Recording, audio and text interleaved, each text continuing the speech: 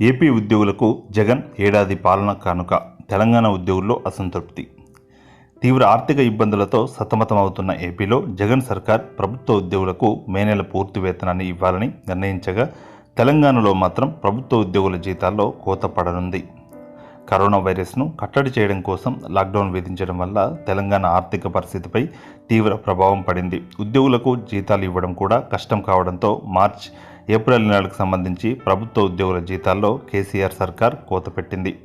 మే నెల జీతాల్లోనూ కోతలు తప్పవని స్పష్టం చేసింది. ప్రజాప్రతినిధుల వేతనాల్లో 75%, ఆల్ ఇండియా సర్వీసుల వేతనాల్లో 60%, ప్రభుత్వ ఉద్యోగుల వేతనాల్లో 50%, పెన్షనర్లకు 25%, అవుట్సోర్సింగ్, కాంట్రాక్ట్ ఉద్యోగుల వేతనాల్లో 10% చొప్పున కోతలను మే నెలలోనూ కొనసాగించాలని కేసీఆర్ సర్కార్ నిర్ణయించింది.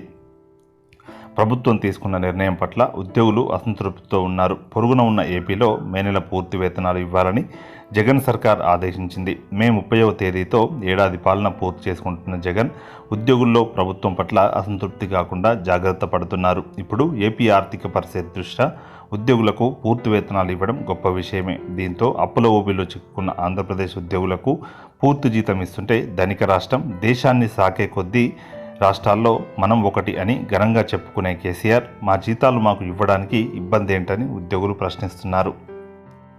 మార్చి నెలలో 3 వారాలు పనిచేసిన తర్వాత లాక్డౌన్ విధించారు. అయినప్పటికీ ఆ నెల వేతనాల్లోనూ కోత పెట్టారంటూ ఉద్యోగులు, పెన్షనర్లు ఆవేదన వ్యక్తం చేస్తున్నారు. మరోవైపు జగన్ సర్కార్ కూడా ఉద్యోగుల వేతనాలను తగ్గించి ఇచ్చినప్పటికీ ఇప్పుడు కోత పెట్టిన మొత్తాన్ని తర్వాత ఇస్తామని చెప్పింది. కానీ తెలంగాణ ప్రభుత్వం మాత్రం అలాంటి ప్రకటన ఏదీ చేయలేదు. దీంతో సహజంగానే తెలంగాణ ఉద్యోగుల్లో కొంత అసంతృప్తి నెలకొంది.